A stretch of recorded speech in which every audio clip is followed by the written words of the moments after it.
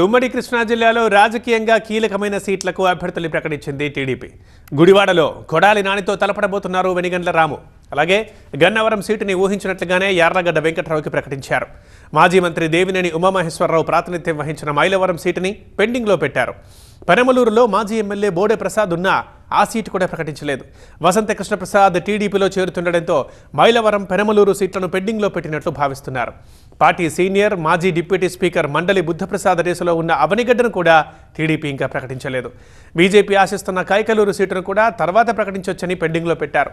తిరువూరులో టీడీపీకి ఇన్ఛార్జిగా దేవదత్తున్న అనూహ్యంగా అమరావతి జేఏసీలో యాక్టివ్గా ఉండే కొలుకపూడి శ్రీనివాస్ని అభ్యర్థిగా ప్రకటించింది టీడీపీ. బోండా ఉమాకి అనుకున్నట్లే సీటు దక్కినా బుద్ధా వెంకన్న జలీల్ ఖాన్ పోటీ పడుతున్న విజయవాడ వెస్ట్ సీట్ని పెండింగ్లో పెట్టింది. ఆ సీటును జనసేన కోరుతున్నట్లు చెబుతున్నారు. ఇటు ఉమ్మడి గుంటూరు జిల్లాలోని 17 నియోజకవర్గాల్లో 12 స్థానాలకు అభ్యర్థుల్ని ప్రకటించారు. 11 చోట్ల టీడీపీ అభ్యర్థుల్ని ప్రకటిస్తే తెనాలి నుంచి నాదెండ్ల మనోహర్ని అభ్యర్థిగా ప్రకటించింది జనసేన పార్టీ. గుంటూరు ఈస్ట్, గుంటూరు వెస్ట్తో పాటు పల్నాడు జిల్లాలోని కీలకమైన నరసరావుపేట, గురజాల, పెదకూరపాడు సీట్లకు టీడీపీ అభ్యర్థుల్ని ప్రకటించలేదు. వైసీపీ నుంచి ముఖ్య నేతల చేరికల సంకేతాలతో ఈ సీట్లు పెండింగ్లో పెట్టినట్లు కనిపిస్తోంది. గురజాల మాజీ ఎమ్మెల్యే ఎరపతినేని శ్రీనివాసరావుకి టికెట్ ప్రకటించకపోవడం టీడీపీ శ్రేణుల్ని ఆశ్చర్యపరుస్తోంది. ఈ సీటు కోరుకుంటున్న ఎమ్మెల్సీ జంగా కృష్ణమూర్తి వైసీపీని వీడి సైకిల్ ఎక్కేలా ఉన్నారు. నరసరావుపేట ఎంపీ లావు శ్రీకృష్ణదేవరాయలు కూడా టీడీపీలో చేరబోతున్నారు. మరి ఆ ఇద్దరి ఈక్వేషన్తోనే గురజాల, నరసరావుపేట సీట్లను టీడీపీ పెండింగ్లో పెట్టింది. జంగా గురజాల సీటు కోరుకుంటున్నారు. దీంతో ఎరపతినేనిని నరసరావుపేట పంపుతారా అన్న చర్చ జరుగుతోంది.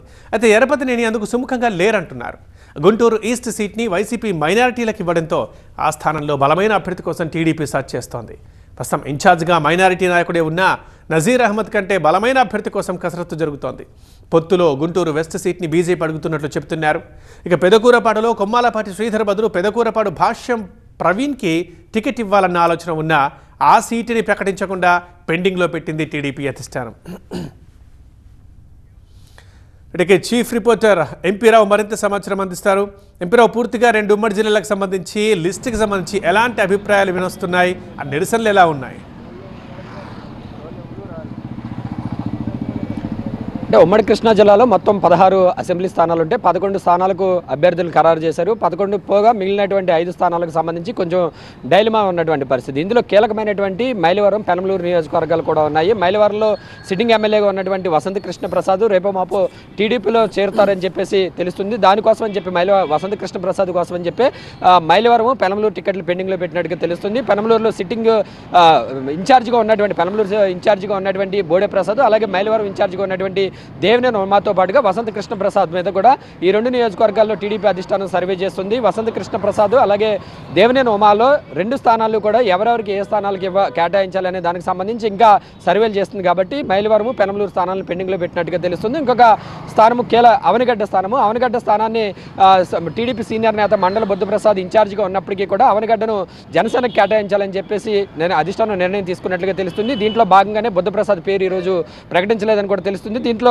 దీంతో బుద్ధప్రసాద్ అసంతృప్తి వ్యక్తం చేస్తూ కూడా సోషల్ మీడియాలో ఒక పోస్ట్ కూడా పెట్టారు. రాజకీయాలంతా కూడా డబ్బుతో ముడిపడి ఉన్నాయి కాబట్టి ప్రస్తుతం ఉన్నటువంటి రాజకీయాల్లో నేను ఎమ్మెల్యేను కాబట్టి కార్యకర్తలు కూడా అర్థం చేసుకోండి అంటూ కూడా సోషల్ మీడియాలో ఆయన ఒక పోస్ట్ కూడా పెట్టినటువంటి పరిస్థితి. రేపో మాపో అది జనసేనకు కేటాయిస్తారు. జనసేన నుంచి విప్పర్తి శ్రీనివాస్ పేరు కూడా ఖరారయ్యేటటువంటి అవకాశం కూడా కనిపిస్తుంది. అలాగే ఉమ్మడి కృష్ణా జిల్లాలో ఉన్నటువంటి మరొక స్థానము కైకలూరు సీటును కూడా పెండింగ్లో పెట్టారు. ఒకవేళ బీజేపీతో కూడా పొత్తు కన్ఫర్మ్ అయితే కనుక కైకలూరు టికెట్ బీజేపీకి ఇచ్చే అవకాశం ఉన్నట్లుగా తెలుస్తుంది. 2014లో కూడా టీడీపీ, బీజేపీ, జనసేన పొత్తులో భాగంగా కైకలూరు టికెట్ను బీజేపీకి కేటాయించింది. అప్పట్లో కామినేని శ్రీనివాస్కు బీజేపీ టికెట్ ఇచ్చారు.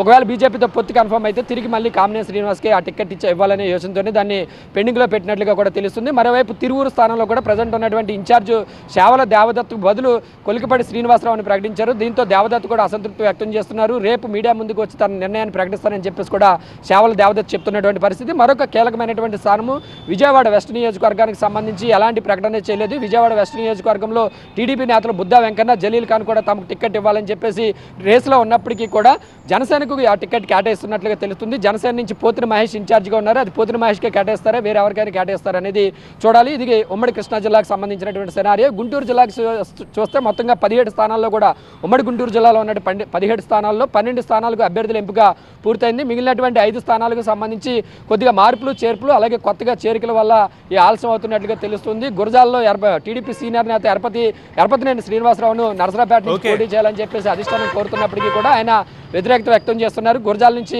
జంగా కృష్ణమూర్తికి వైసీపీ నుంచి టీడీపీలో చేరుతున్నారు. జంగా కృష్ణమూర్తికి గురజాల టికెట్ ఇచ్చేటటువంటి అవకాశం కనిపిస్తుంది. పెదకూరపాడు భాష్యం ప్రవీణ్ కేటాయించే అవకాశం ఉంది.